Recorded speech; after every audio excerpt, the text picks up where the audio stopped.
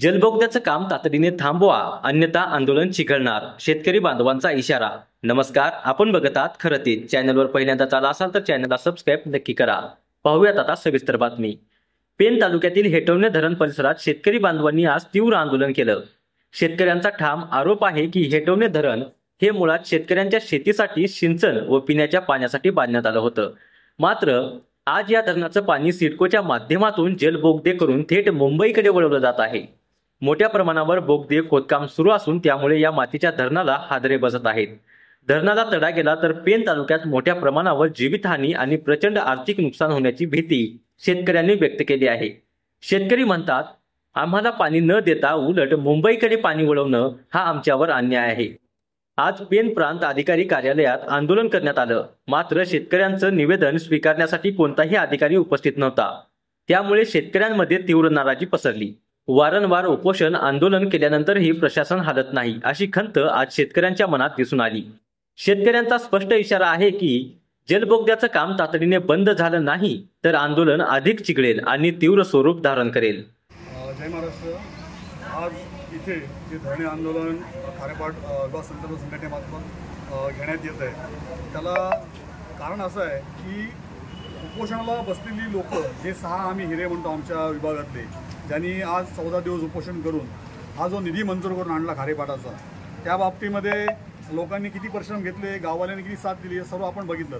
पण आम्हाला परिश्रम करून पाणी मिळते आणि सिडकोला काही परिश्रम न करता जलबोगदा करून ते लोक आमचं पाणी पळून येत असतील तर कुठेतरी ह्या गोष्टीचा विचार प्रशासनाने करण्याची गरज आहे.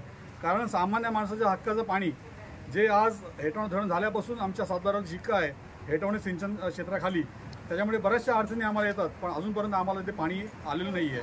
आणि जेव्हा आमचे खारेपाट संकल्प संघटनेचे 6 हिरे तिथे उपोषणाला बसले, 14 तासांनी उपोषण केलं, त्याचं हे फळ म्हणून आज आम्हाला तो त्यांनी निधी मंजूर केला. त्यांनी आज अंडरग्राऊंड त्यांनी आम्हाला कॅनल मंजूर केला.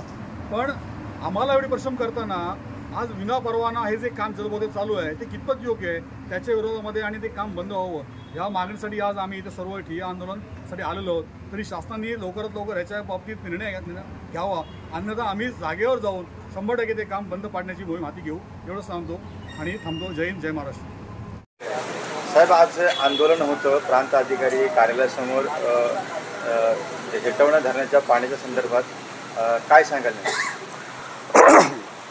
15 सप्टेंबरला सामाजिक कार्यकर्त्या नंदा म्हात्रे यांनी तहसीलदार, प्रांत आणि सिडको यांना निवेदन दिलं होतं की 25 तारखेला आमचं आंदोलन आहे. तर आज इथे तिन्ही अधिकारी हजर नाही आहेत. निवेदन घेण्यासाठी त्यांचा माणूस आज इथे आहे नाही. म्हणजे महाराष्ट्र शासनचे काम करणारी लोक हे शेतकऱ्यांना फसवत आहेत, शेतकऱ्यांच्या भावनेशी खेळत आहेत. आज हेटवणे धरणातून पाणी पेणकरांना पिण्यासाठी आणि शेतीसाठी होतं आणि आज ते सांगत आहेत की आम्ही तुम्हाला पाणी दिलेलं आहे. तर ते पाणी दिलेलं आहे ते पण बरोबर आहे का? तर प्रत्येकाच्या 7 बाऱ्यावरती हेटवण्याने लिहून दिलेलं आहे, शिक्का मारलेला आहे की तुमची पाणी दिलेलं आहे. म्हणजे महाराष्ट्र शासनाने गरीब जनता आणि भोळा शेतकरी जो आज पूर्णपणे अडचणीत आहे त्याची किती मोठी फसवणूक केली आहे.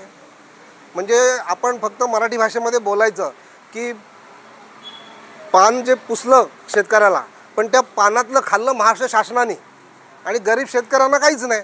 आंदोलनावरती आंदोलन, लोक मोठमोठी भाषणं देत आहेत. पण मुख्य जी मेक मारून ठेवले महाराष्ट्र शासनाने की आम्ही शेतकऱ्याच्या बांधावरती पाणी पुरवलेलं आहे, आम्ही शेतकऱ्याच्या घरामध्ये नळाने पाणी पुरवलेलं आहे, हा पुरावा आहे त्यांच्याकडे. माझं म्हणणं एकच आहे आजच्या आंदोलनासाठीचं. पहिल्या स्टार्टला ते शिक्के मारलेले आहेत ना, हेटवणे धरणाचं पाणी दिलं आहे, हा शिक्का महाराष्ट्र शासनाने खोडून काढावा, पुसून टाका. शेतकऱ्यांची पूर्णपणे फसवणूक करू नका, शेतकऱ्यांचा अंत बघू नका. वंचित बहुजन आघाडीकडून ज्या वेळेला बाळासाहेब आंबेडकर आंदोलनासाठी येतील त्यावेळेला हे आंदोलन किती उग्र असेल ह्याची आजच तुम्हाला दखल घ्यायला लावतोय. कारण भविष्यामध्ये ह्याच गोष्टीसाठी पाहिजे की तुम्ही आमची पूर्ण फसवणूक केली, का तर कागदावरती लिहून दिलेत प्रत्येकाच्या बांधावरती की आम्ही तुम्हाला पाणी पुरवलेलं आहे. आमच्या खारेपट्टीतल्या तरुण मुलांनी 15 दिवस उपोषण केलं, त्याचीही दखल घेतली नाही आणि आज त्याचाच दुष्परिणाम हे आहे. का तर 10वी नापास झालेल्या लोकांना हे लोक निवडून देत आहेत. किती विरोधामध्ये वातावरण होतं, पण परत प्रचंड बहुमताने ती लोक निवडून येत आहेत. कुठे मेक आहे, कुठे मेक आहे? 600 कोटी खाल्ले, 500 कोटी खाल्ले. अरे तुम्ही काय करताय?